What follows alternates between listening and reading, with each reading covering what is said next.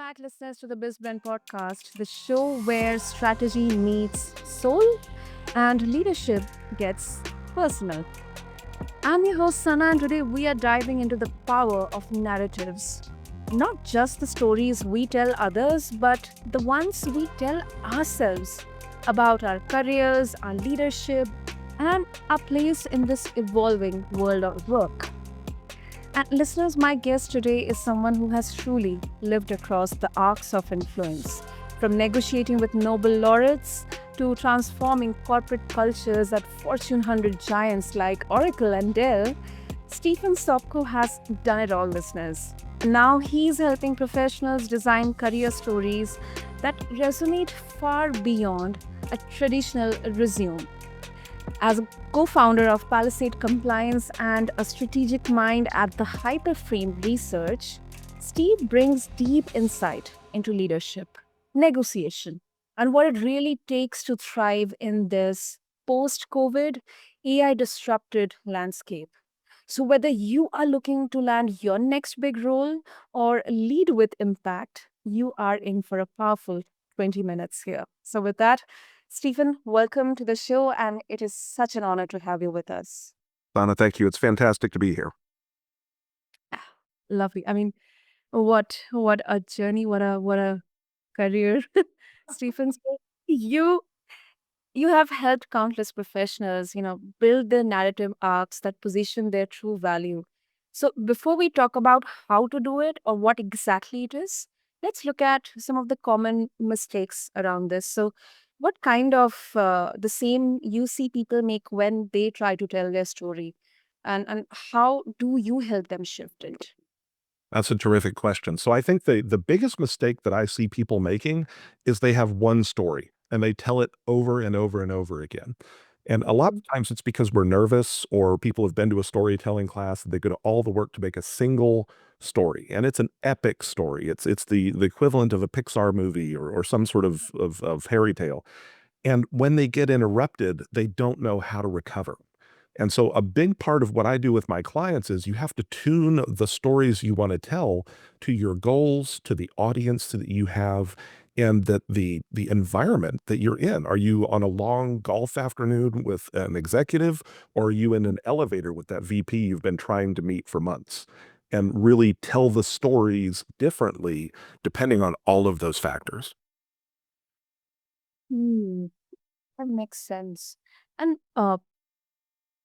and I can relate to this that specifically when we are in tech or consulting or more of a service related role, we kind of tend to lean more on the jargon and the job titles, like chief so and so, senior consulting, and blah, blah, blah. But the real connection, it happens through emotion and clarity.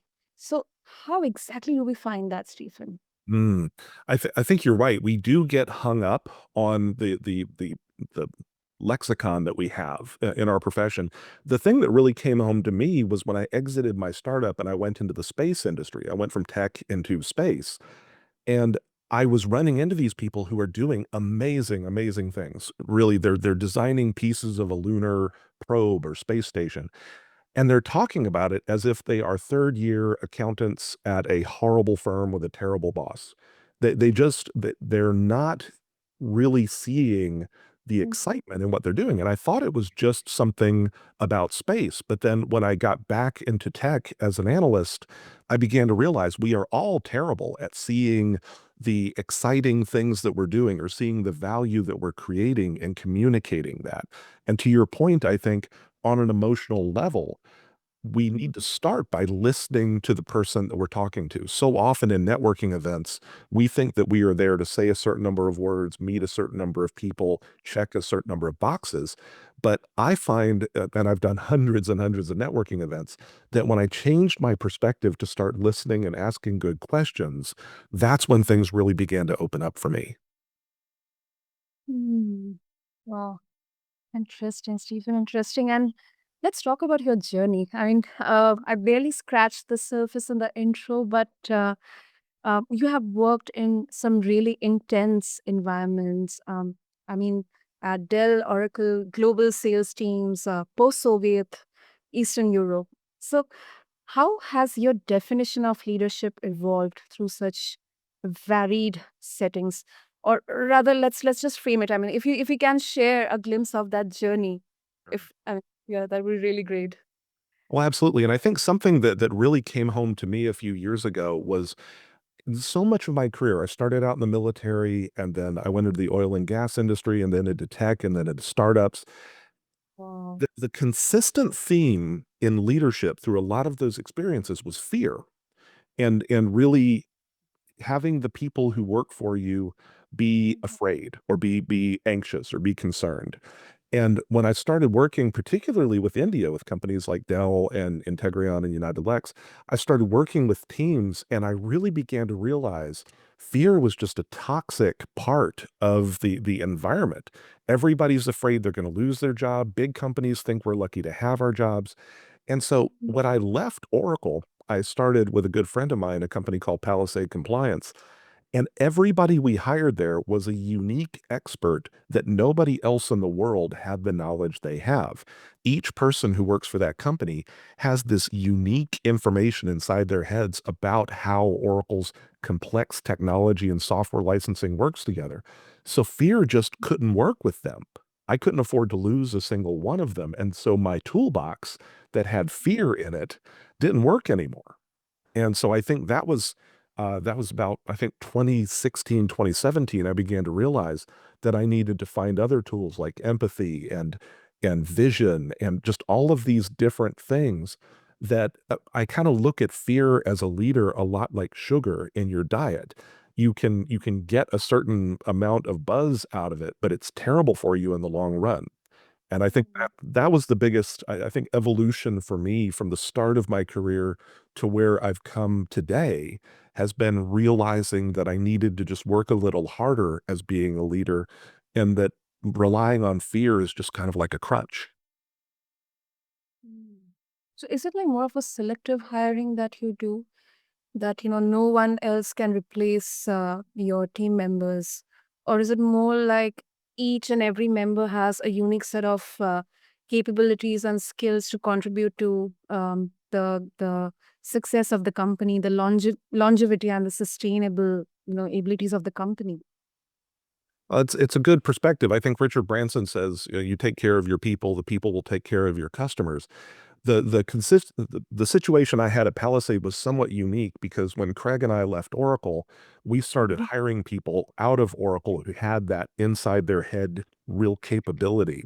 And so they were truly unique. There was nobody else who knew how to do things the way they did. But I think you raise a very good point. I think it's easy to see sometimes when one person has crucial knowledge, but you're right. I think companies are really well run when we look for what each person really contributes to the team and start to see them as maybe not irreplaceable, because a company starts to make weird decisions when we feel like things can't change. But I think Mhm. helping people grow towards what they're trying to become is a big part of what I think leadership can be. Mm. And since you mentioned about fear, I mean, especially post COVID, we have seen this fear. We have seen quiet resignation. We have seen quite firing and mass layoffs. So that fear is kind of traditionally ingrained, especially in the large corporates and conglomerates and MNCs and whatever. But how exactly do you translate this approach of team building in bigger companies right now in today's era? Well, I think everything starts with trust. And one of the biggest challenges that we have as leaders, especially in big companies, but even in small companies, is we have a limited amount of trust in our bank account with our people. And sometimes our bosses or the human resources department or even IT or our customers burn up that trust for us. We don't have anything to do with it, but suddenly the company has a new policy and everybody on the team really, it takes a hit to the amount of trust they have in the organization and where we're going. And so I think that the antidote to that lack of trust or that burnout of trust is transparency and being really clear about where we're trying to go. And it's interesting. We think about fear as being really an epidemic in large organizations, but some of the most terrifying environments I've ever worked in only had 20 or 30 people in the company. And because it was so small, everything was right at the edge. And so a lot of that negative emotion came up much more quickly. So I think it's not just big organizations, but it's also small ones. But in big organizations, you have a lot of people creating that fear beyond you as the executive or as the manager. Hmm. Yeah, I absolutely agree with that. Great. Okay. And apart from trust and transparency, you also emphasize on versatility.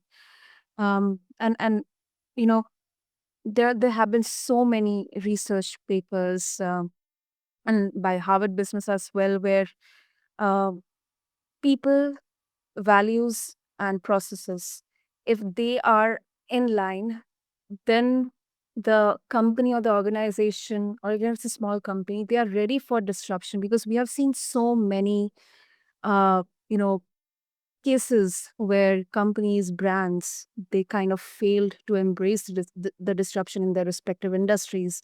So in today's era of AI disruption and changing job markets, what skills or mindset shifts do you believe professionals must develop to stay relevant as well as resilient?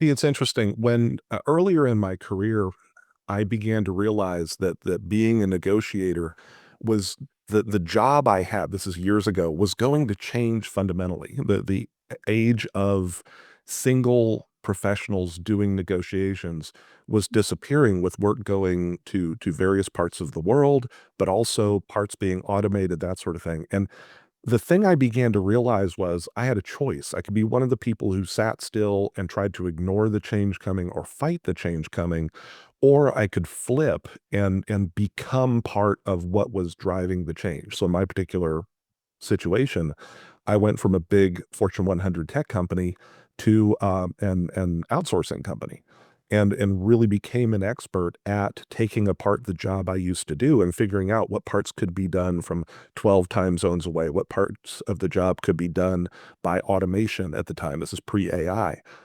I think what's changed in the last few years is the disruption that's coming at us is so hard to predict. When I was doing it a number of years ago, I could see where the change was going to happen. I think the challenge we have with AI is nobody's sure who the buggy whip manufacturers are. When automobiles came about, suddenly you didn't need a whip for your buggy for your horse to make the horse go faster.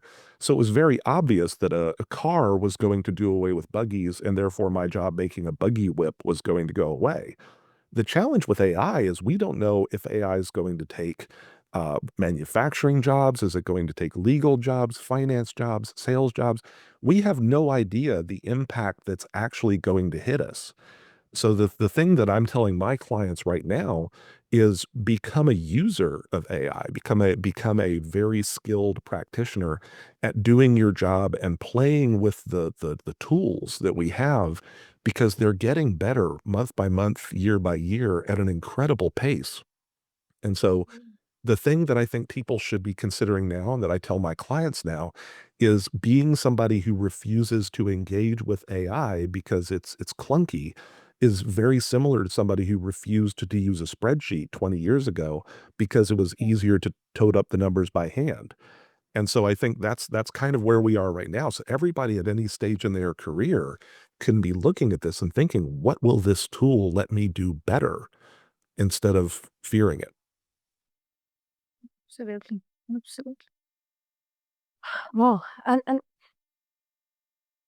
I guess, since you mentioned about embracing this and versatility, again, this kind of blends that, fear of disruption, or fear of kind of getting outdated with the technologies, because this was kind of what we saw when computers got introduced, internet got introduced, um, spreadsheets and Excels and everything, they got introduced. So how exactly a company or an organization as well as an individual can embrace this fear? I mean, any specific practice that you would recommend from a mindset point of view?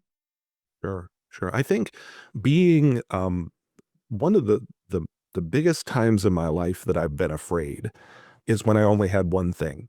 I had one job, I had one hobby, I had one thing, and anything that would affect that one thing was devastating because, I had poured everything into that one thing. So the thing that I find, and I tell my kids and I tell my clients and the founders that I'm mentoring through the university, I talk a lot about have multiple challenges, have multiple things going on in your life. If you are running a startup, that's terrific.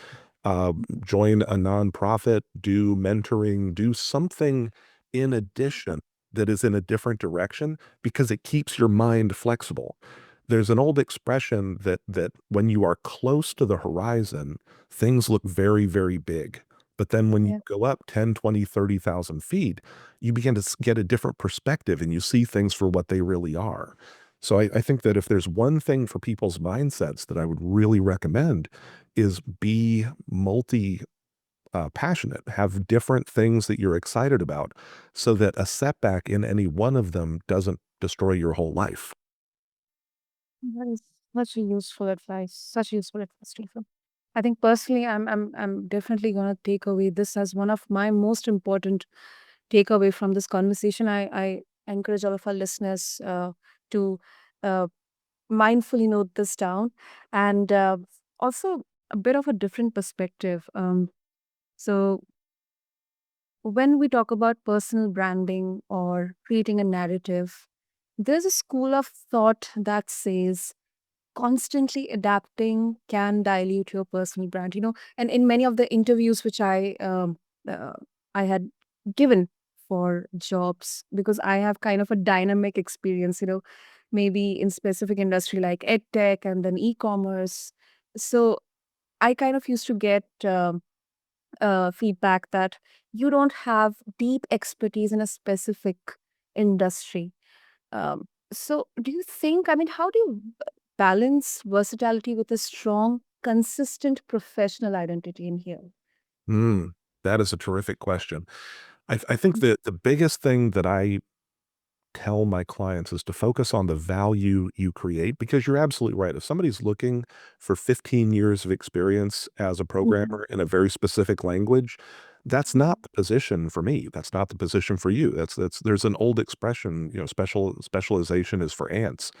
But realistically, I'm very connected to aerospace now, and you want people who are very excited about one very narrow thing, and they wanna go very deep in it and be terrific experts, and I trust that person to keep the airplane I'm flying in the sky. So I love people who are that focused and that specialized.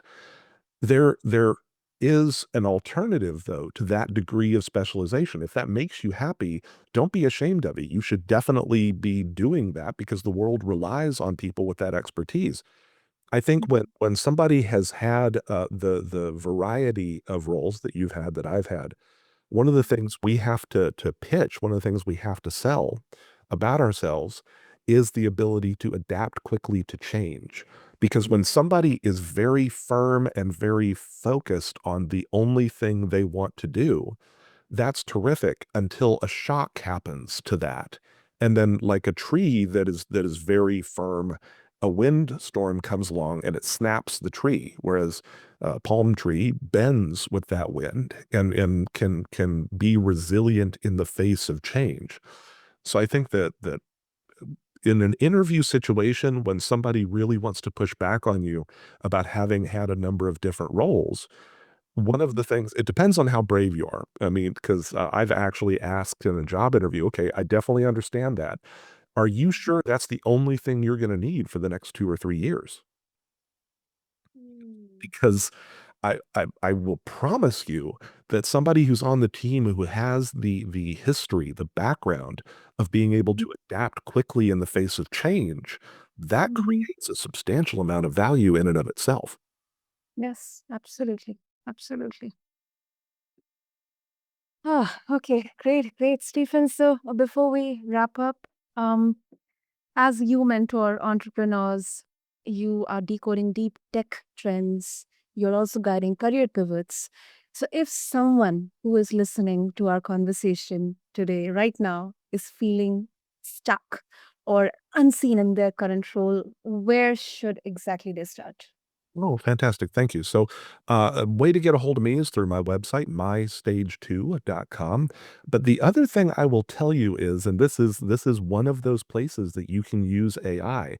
If you are feeling stuck, go to the free interface for whether it's ChatGPT or Claude or Gemini and ask it in the style of an executive coach. Here's my situation. I feel stuck. I feel like I've got these challenges. What are things I could start doing right now today to help myself? And I will tell you, as somebody who went and got certified as an executive coach, you will Mhm. get some very powerful mindset advice or challenges from AI that you can start using immediately. So by all means, reach out to me. I'd love to hear from you. The other thing I would say though is this is one of those areas where if you're telling yourself I should really start thinking about using AI, open up the interface and ask it a couple of questions about your current situation and see what it comes up with. I think you'll be surprised. Absolutely. I did that experiment a few weeks back. I was really, really surprised. I mean, I kind of felt I need not ask anyone. I need not approach anyone. I mean, this is more than enough for me. This can actually kind of accelerate the way I'm introspecting about my next career move or the direction, the trajectory in which I should move further. Yeah, that's a brilliant, one of the brilliant wonders of using AI. Not AI using you, but you using AI. Absolutely. Great, Stephen. So this was such an energizing, wonderful, insightful conversation. I'll make sure to have all the links in the show notes for our listeners. And thank you so much for giving us some of the golden nuggets to take away. Thank you. And it's been a privilege. Thank you for having me. So, listeners, if today's episode sparked something within you, take a moment to reflect on your own story. What parts are you highlighting? And what might need a rewrite? And refer to the show notes. Just connect with Steve and also subscribe to BizBlend for more such conversations that blend business strategy with real human insight. Until next time, this is your host, Sana, signing off. Thank you.